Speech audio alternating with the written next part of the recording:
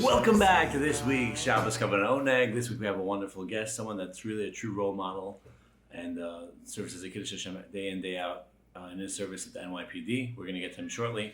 Just a quick Dvar Torah on the Parsha. This week, Parshas Vayishlach, we find Yaakov Avinu in that opening song. I don't know if anyone's paying attention, but week in, week out, I try to correlate the song, the intro, outro to the Parsha in some capacity. So we have these beautiful words from the Pasuk, Katonti mikol hachasadim mikol ha'ames asher asisa es abdecha. That Yaakov Avinu is telling Kadosh Baruch Hu, Hashem, I'm so small, I feel so little compared to all the great things that you've done for me. So an interesting question is asked.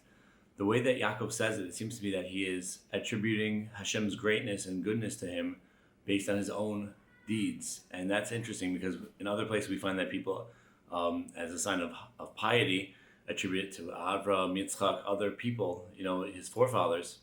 So why is Yaakov personally mentioning that you did it on my behalf? You did these great things, Hashem, for me. I feel so small. So it's like a enigmatic statement. On the one hand, he's saying, Katonti, I feel so little and humbled by what you've done for me, but he's saying that you've done for me. He should have said, I'm so humbled by what you've done in the merit of my fathers. So the possible answer that suggests is that the true measure of one going about acting in a way of anivos and humbleness is that when you look at the past and that which Hashem has done for you, you say, oh, Hashem, the good things that you've done for me, that's on behalf of the things that I've done good. And sort of in that way, you look at your merit as being paid up, and that's mocked in yourself. That sort of puts you in the proper focus and proper place to not be expectant of things, because you say, "Oh, I might have used up some zchusim." Looking forward, however, one is supposed to daven in zchus avos and mention that. And we find an interesting concept as well. A lot of people have this minhag. It's mentioned many places in Shulchan Aruch and other places to go to Kirei Tzadikim and daven in front of daven in front of their kavarim. And obviously, we're not davening to them. What we're doing is we're asking HaKadosh Baruch Hu, via the vehicle of this tzaddik, maybe the tzaddik's chusim, to help us looking forward. An interesting insight into that also is that when you make this tzaddik aware, in some capacity, whatever capacity his neshama is listening, when you make him aware of your tsar, so Hashem doesn't want to burden him with that. Hashem doesn't want to pain him with that. So you're sort of nichlal. You include him in whatever you're going through. Or it doesn't have to necessarily be something bad. It could be a wonderful thing that you need a special siyata d'shmaya for. But Hashem doesn't want that tzaddik to be pained by something negatively affecting you. So therefore he includes him in his chus, in what you're davening for and asking for. One final thought, the Gemara says that Talmid Chacham is supposed to have shminis sheba shminis of arrogance. 1/8 of an eighth, which is a 64th. A very small measure of arrogance. And the Pasha Pshat in that Gemara is just a person, Talmid Chacham is supposed to have a little bit of a backbone. He's not supposed to be a pushover. When he needs to speak up on behalf of what's right, he needs to be able to do that. The Vilna Gaon has a beautiful vart on this week's Parsha that he says, if you look at Shminis, Sheva Shminis, what's the eighth of the eighth? The eighth is related to the Parsha. So the eighth Parsha is Vayishlach, and look at the eighth Pasuk, it's Katonti. So this Pasuk that we're discussing today, of Katonti Mikol HaChasadim, you want to know what level of arrogance a Talmid Chacham is supposed to have? This pasuk is what the level of arrogance. I feel so small. I feel so humbled by what you've done for me, HaKadosh Baruch Hu. That's what the Gemara is telling you. The Vilna Gaon says the Talmid Chacham always has this pasuk in mind.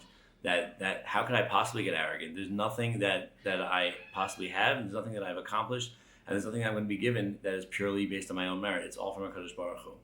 And without any further ado, I introduce Deputy Inspector Richie Taylor. Have a wonderful Shabbos. In this week's Parsha, Parsha Vayishlach, we have a lot of lessons we could all learn, especially for the current time. And as Lubavitcher Rebbe always said, live with the times, which we interpret to mean live with the Parsha of the week. We see the battle between Yaakov and what the Torah describes as an actual being, a person, a man, who we then learn later is more a malach. When the battle occurs, we see that at one point, Yaakov has a tremendous struggle, but is able to overcome the struggle and is able to succeed and win, so much so that he demands from this being that he be blessed, or he will not let the being continue on their way and leave. The being blesses Yaakov by saying, your name will be changed. He asks, what's your name? Yaakov, of course, answers Yaakov, and the angel says, your name will now be Yisrael. Very powerful, many reasons why. Of course, the being of the nation Israel. It shows that succeeding in a battle, succeeding in a time of challenge, controversy, a great amount of accomplishment comes from there, especially if it's for good, and it should always be for good. After Yaakov succeeds in the battle with this being, he then hears that Esav is coming with 400 men to wage war upon Yaakov. Yaakov, of course, davens to Hashem to be successful, but he also does something in addition to praying for his success. He takes a military strategy and he divides the camp. He uses intelligence in a military type of setting to make sure that he succeeds. It's a lesson for us that, of course, we always daven and we have complete faith in Hashem. Of course, it's also up to us to do the best we can, whether it's a strategy on dividing a camp, whether it's a strategy on how to succeed in any type of test. But the strategy is ours.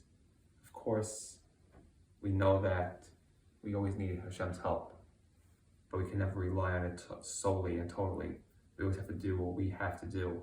And then, of course, we trust in Hashem that we'll be successful.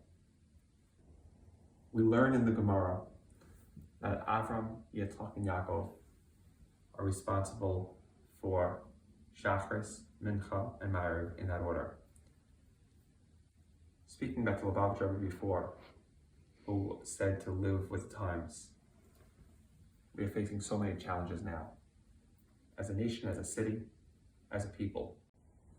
There is no one who I know who has not been severely affected by COVID-19.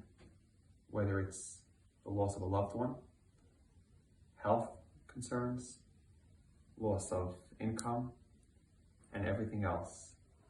This is an unprecedented dark time. With that said, Yaakov Avinu is the one who established Ma'ariv. Darkness is affiliated with Yaakov, who then becomes Israel, which is the nation. Light emerges, battles are fought, and battles are won. There was not too many times of Yaakov's life where he had true peace. Challenge upon challenge, test upon test, problem to problem, he struggled. We know him now as not just a person with the name Israel, but a leader we all look up to. No matter how we are affected with whatever the situation is now, let's always remind ourselves that just like Yaakov Avinu fought many battles between his own brother, between strangers, and everything else, he not only succeeded, but with the name Israel, he emerged with tremendous light. And speaking of light, how fortunate are we to know so many great, wonderful people who shed light during times of darkness at all times. Just to name a few. Rabbi and Rebbetzin Pluchak, the Pluchak family, of course, the Reich family, the Eisenstadt family, the Valinsky family, the Greenwald family, the Kurlander family, the Rosowski family. So many great, wonderful families, too many to mention, who are always there to help the fellow person at all times. With that, I wish everyone a great, wonderful, and peaceful Shabbos. May you all have good things to come very soon. And thank you. Have a good Shabbos.